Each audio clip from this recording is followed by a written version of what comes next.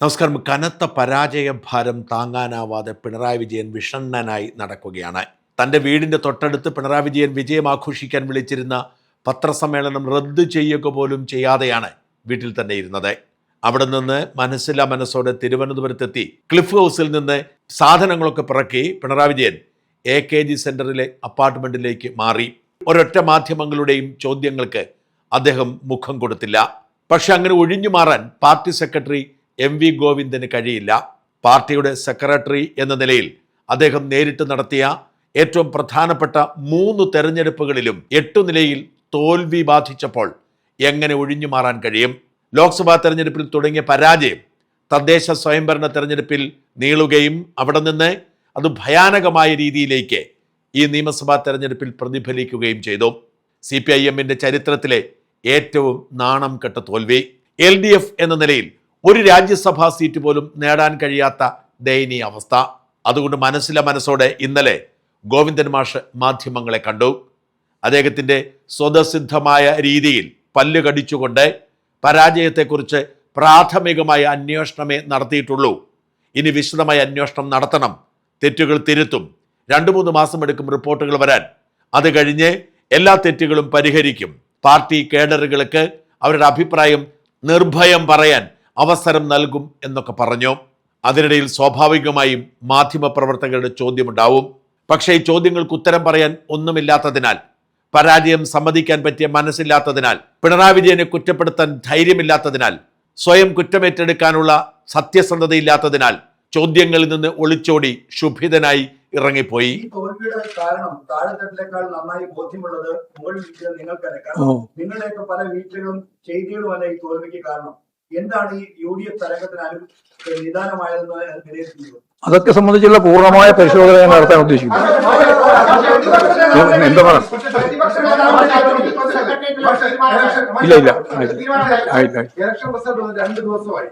സംസ്ഥാനത്ത് 10 വർഷം വെച്ച മുഖ്യമന്ത്രിയാണ്. ഈ ഫലം വന്ന ശേഷം ജനങ്ങളോട് നന്ദി പറയാൻ ഉത്തരവാദിത്തം മുഖ്യമന്ത്രിക്കുണ്ട്. ഇതുവരെ അദ്ദേഹം പ്രതികരിച്ചിട്ടില്ല. അദ്ദേഹം ഇപ്പോൾ കാവൽ മുഖ്യമന്ത്രിയാണ്. അദ്ദേഹം പ്രതികരിക്കുമോ? ജനങ്ങളോട് എന്താണ് പറയും? എല്ലാവരും പ്രതികരിക്കും. എല്ലാവരും പാർട്ടി പ്രതികരിക്കും, അദ്ദേഹം പ്രതികരിക്കും, എല്ലാവരും പ്രതികരിക്കും.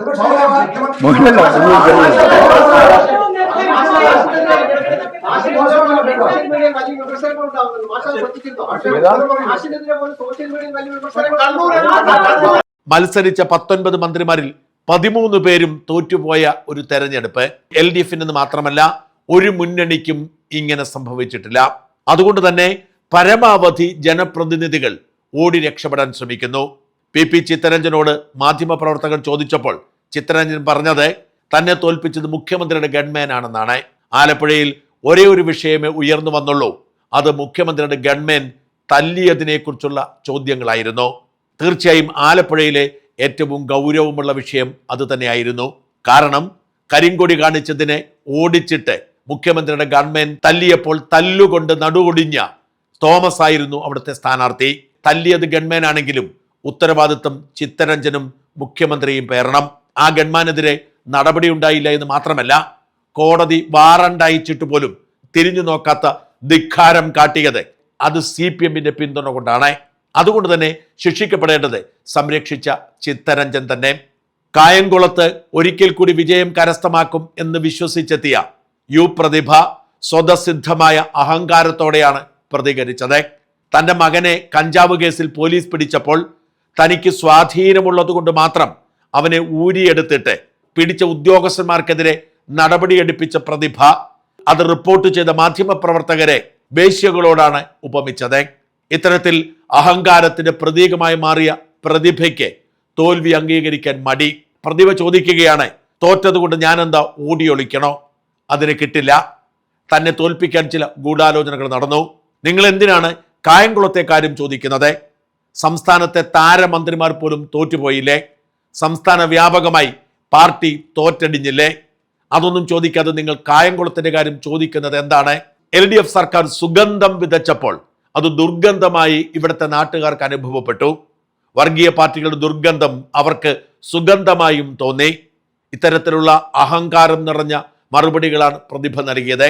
G. സുധാകരന്റെ പ്രായം പോലും പരിഗണിക്കാതെ അയാൾ ആരാണ് ഇതൊക്കെ ചോദിക്കാൻ എന്ന് പറഞ്ഞ് കുലം കുത്തി എന്ന് വിളിച്ച് ആക്ഷേപിച്ചു.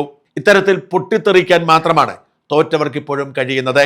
അവർക്കാർക്കും അവർ ചെയ്ത കുറ്റകൃത്യങ്ങളെക്കുറിച്ച്, ജനവിരുദ്ധ നിലപാടിനെക്കുറിച്ച് അംഗീകരിക്കാനോ കുമ്പസരിക്കാനോ കഴിയുന്നില്ല. എന്നാൽ അണികൾ അവരെ വെറുതെ വിടുന്ന ലക്ഷണമില്ല. അണികൾ എവിടെയൊക്കെ അവസരം കിട്ടുന്നു അവിടെയൊക്കെ ചോദ്യങ്ങൾ ചോദിക്കുന്നു. പാർട്ടി സെക്രട്ടറി ഗോവിന്ദന്റെ ഫേസ്ബുക്ക് പോസ്റ്റിൽ മാത്രമല്ല, ഏത് നേതാവ് ഏതുതരം ന്യായീകരണത്തിന് ഇറങ്ങിയാലും അതിന്റെ അടിയിലൊക്കെ ചോദ്യശരങ്ങളാണ്. പാർട്ടിയെ ചില നേതാക്കൾ കുട്ടിച്ചോറാക്കിയതിൽ പ്രതിഷേധം ഇരമ്പുന്നു. കണ്ണൂരിലെ പാർട്ടി ഗ്രാമങ്ങളിലും പാർട്ടി കോട്ടകളിലുമൊക്കെ ഉയർന്ന നേതാക്കൾക്കെതിരെ ഫ്ലെക്സ് വരുന്നു. ഗോവിന്ദൻ മാഷും ഭാര്യയും കൂടി പാർട്ടിയെ ഇല്ലാതാക്കി എന്ന് ചിലർ പറയുമ്പോൾ പിണറായിക്കെതിരെയാണ് പാർട്ടി ഗ്രാമങ്ങളിൽ പലയിടങ്ങളിലും ഫ്ലെക്സ് ബോർഡുകൾ ഉയരുന്നത്. പി ജയരാജനെയും എം സ്വരാജിനെയും വിളിച്ച് പാർട്ടിയെ രക്ഷിക്കൂ എന്ന മുറവിളിയാണ് പലയിടങ്ങളിലും ഉയർന്നു കേൾക്കുന്നത്. എം വി ഗോവിന്ദൻ രാജിവെച്ച് പകരം എം സ്വരാജ് പാർട്ടി സെക്രട്ടറി ആവണം എന്ന മുറവിളിക്ക് ശക്തി കൂടുന്നുണ്ട്. ഒപ്പം തന്നെ കണ്ണൂർ ജില്ലാ സെക്രട്ടറി കെ രാഗേഷ് ഒരു അഹങ്കാരിയാണെന്നും ഈ അധപതനത്തിന്റെ പ്രധാന ഉത്തരവാദി രാഗേഷ് ആണെന്നും രാഗേഷ് രാജിവെച്ച് പി ജയരാജനെ ചുമതലയേൽപ്പിക്കണമെന്നും ആവശ്യപ്പെടുന്നവരും ഏറെയുണ്ട്. പാർട്ടി സഖാക്കൾ അസ്വസ്ഥരാണ്. അവർ കലാപം ആരംഭിച്ചു കഴിഞ്ഞു. പിണറായി വിജയൻ അപ്രസക്തനായതോടെ ഇനി പാർട്ടിയിൽ ഒരു സ്വാധീനവും ഉണ്ടാവില്ല എന്നുറപ്പായതോടെ പാർട്ടിയിൽ എതിർസ്വരങ്ങൾ ഉയർന്നു കഴിഞ്ഞു. അതിന്റെ സൂചനയായി വേണം ഗോവിന്ദൻ എന്ന തളിപ്പറമ്പ് എംഎൽഎയും ഭാര്യ KP രമണിയും കോടിയേരി ബാലകൃഷ്ണന്റെ വീട് സന്ദർശിച്ചപ്പോൾ കോടിയേരിയുടെ ഭാര്യ വിനോദിനി ഹാർദവുമായി സ്വാഗതം ചെയ്തത്. എന്റെ വീട്ടിൽ വരുന്നവരെ വർഗവഞ്ചകർ എന്ന് വിളിക്കാൻ എനിക്ക് മനസ്സില്ല. ഞാനാണ് തീരുമാനിക്കേണ്ടത് എന്ത് ചെയ്യണം, എന്ത് പറയണം. കോടിയേരിയുടെ സ്മാരകമുണ്ടാക്കിയത് പാർട്ടിയല്ല, ഞാനാണ്. ഞാൻ ആരുടെയും അടിമയല്ല എന്ന് പറഞ്ഞ് രംഗത്തെത്തി. വാസ്തവത്തിൽ കോടിയേരി ബാലകൃഷ്ണൻ മരിച്ചതിന് ശേഷം കുടുംബത്തെ പാർട്ടി പൂർണ്ണമായും അവഗണിക്കുന്നുവെന്ന പരാതി ഭാര്യ വിനോദിനിക്കുണ്ട്. ഈ സാഹചര്യത്തിൽ വിനോദിനിയും വിമത വേഷം കെട്ടുന്നു എന്നതിന്റെ സൂചനയാണിത്. പാർട്ടിക്ക് വേണ്ടി സംസാരിക്കുന്നു എന്ന തരത്തിൽ കോടിയേരിയുടെ മകൻ ബിനീഷ് കോടിയേരി പലപ്പോഴും പാർട്ടിയെ മുനവെച്ച് കുത്താറുണ്ട്. ഇതൊക്കെ നൽകുന്ന സൂചന പാർട്ടിക്ക് സംഭവിച്ച അപജയത്തിനെതിരെ വലിയ തോതിൽ പ്രതിഷേധം ഉയരുന്നു എന്ന് തന്നെയാണ്. പിണറായി വിജയൻ എങ്ങനെയെങ്കിലും തടി തപ്പി നാടുവിടാനുള്ള നെട്ടോട്ടത്തിലാണ്. വിഷമിക്കുന്നതും വെള്ളം കുടിക്കുന്നതും പാർട്ടി സെക്രട്ടറി ഗോവിന്ദൻ. പാർട്ടിയോട് വെല്ലുവിളിച്ച് രംഗത്തിറങ്ങിയ 4 നേതാക്കളിൽ 3 പേരും പാർട്ടി വിരുദ്ധ ക്യാമ്പുകളിലൂടെ ജനപ്രതിനിധികളായിരിക്കുന്നു. വർഗവഞ്ചകർ എന്ന് പാർട്ടി പറഞ്ഞിട്ടും അണികൾക്ക് മനസ്സിലായില്ല. പാർട്ടി ഗ്രാമങ്ങളിൽ ഉള്ളവർ പോലും വർഗവഞ്ചകർക്ക് വോട്ട് ചെയ്തു എന്നത് ഞെട്ടലോടെയാണ് CPM തിരിച്ചറിയുന്നത്. വരുന്ന നാളുകളിൽ അടിത്തറ മുഴുവൻ ഇല്ലാതാവാനും അവശേഷിക്കുന്ന പാർട്ടിക്കാർ പോലും BJP-കാരാവാതിരിക്കാനുമുള്ള നെട്ടോട്ടത്തിലും വെപ്രാളത്തിലുമാണ് പാർട്ടി നേതൃത്വം.